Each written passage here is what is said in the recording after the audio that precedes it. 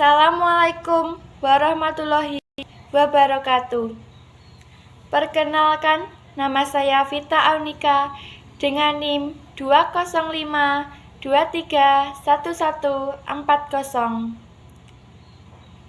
dari kelas Perbankan Syariah 2D. Di sini saya akan menceritakan kisah mengenai Perjanjian Giyanti dan juga terbelahnya Jawa. Perjanjian Giyanti 1755 dan terbelahnya Jawa. Perjanjian Giyanti merupakan peristiwa sejarah yang terjadi pada masa silam di tanah Jawa. Perjanjian Giyanti merupakan awal mula terbelahnya tanah Jawa. Peristiwa ini terjadi setelah kesepakatan segitiga politik antara Penatiga, Pangeran Mangkubumi, dan Perserikatan Dagang Hindia Belanda atau yang biasa kita sebut dengan VOC, yang terjadi pada tanggal 13 Februari 1755. Nama dari Perjanjian Giyanti diambil dari tempat penandatanganan perjanjian tersebut di Desa Janti. Dalam lafal Belanda, Giyanti dibaca dan ditulis sebagai Giyanti. Tempat penandatanganan tersebut sekarang ini dikenal sebagai Dukuh Kerten, Jantiharjo, Karanganyar, Jawa Tengah. Pada saat itu, Perjanjian Giyanti dibuat untuk memadamkan api konflik. Setelah perpindahan Keraton Kartasura ke Surakarta, ternyata api dari peristiwa Geger Pecinan belum bisa dipadamkan. Maka dari itu, Mangkubumi memutuskan untuk membantu Pakubuwana II dalam memadamkan api konflik. Pakubuwana II memutuskan untuk memberikan hadiah berupa sebidang tanah kepada Pangeran Mangkubumi. Namun, hadiah tersebut ternyata menimbulkan kecemburuan dari seorang pangeran. Kemudian, pangeran tersebut melaporkan kepada Gubernur Jenderal Baron van Imhoff.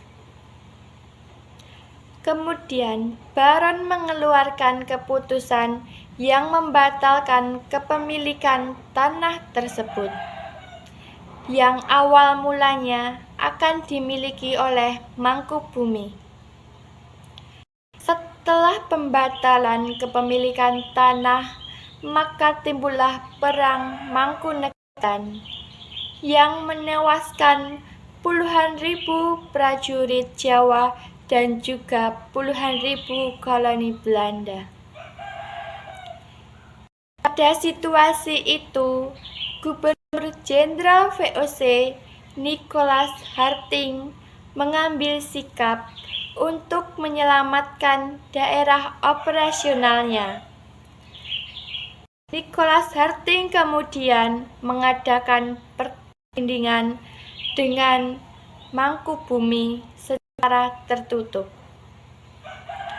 Harting setuju mengenai keinginan Mangkubumi yang ingin menjadi penguasa tanah Jawa.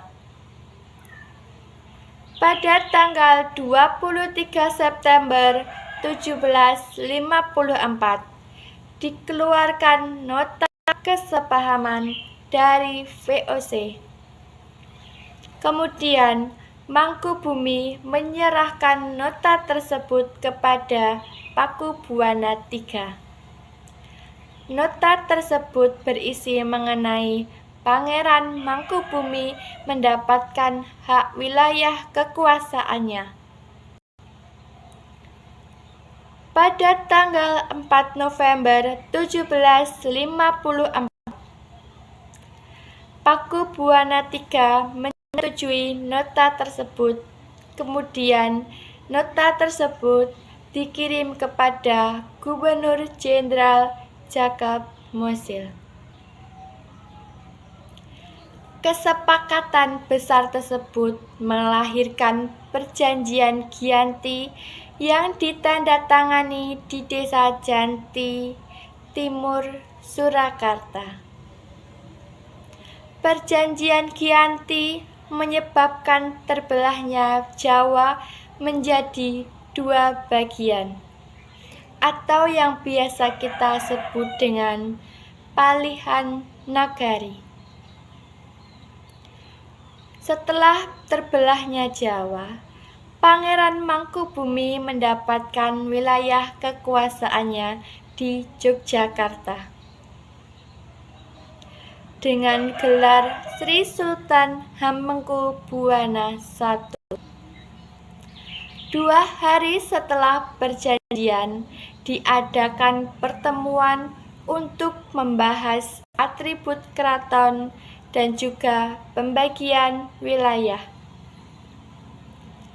Raden Mas Said atau yang biasa kita kenal sebagai Pangeran Sambernyawa yang dulunya membantu Pangeran Mangkubumi untuk mendapatkan wilayah kekuasaan. Sekarang itu, Pangeran Sambernyawa terus melakukan pemberontakan hingga mengalahkan satu kelompok VOC dan juga hampir membakar keraton di Yogyakarta. VOC mengambil sikap dengan menyudahinya dengan ditandatangani perjanjian di Salatiga. Setelah itu, Pangeran Sambernyawa pun mendapatkan wilayah kekuasaannya, yaitu sebagian wilayah dari Surakarta. Pangeran Sambernyawa pun bergelar sebagai Pangeran Adipati Arya Mangkunegara.